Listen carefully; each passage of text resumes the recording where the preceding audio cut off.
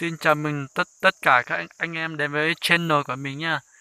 Và sau đây sẽ là một màn người cô gái dân tộc dùng cái cây để làm một con ngựa chơi nha.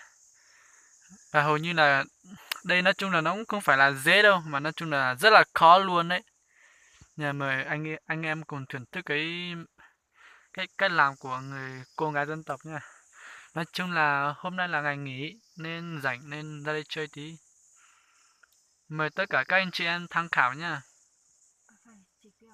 Không, chồng đã bảo chồng làm video mà.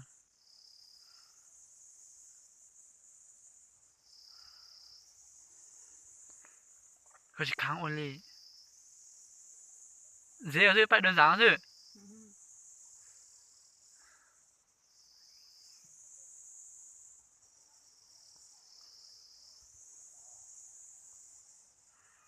Nhìn có vẻ rất là đơn giản nhưng mà thực ra là nó rất là không đơn giản. Nó rất là phức tạp.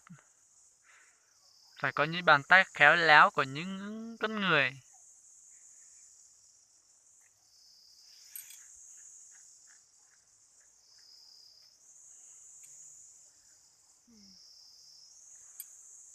Vâng ạ. Và như thế vậy là đã xong, chỉ trong vòng khoảng 1 phút 30 mà bạn cũng có thể làm thành một đồ chơi.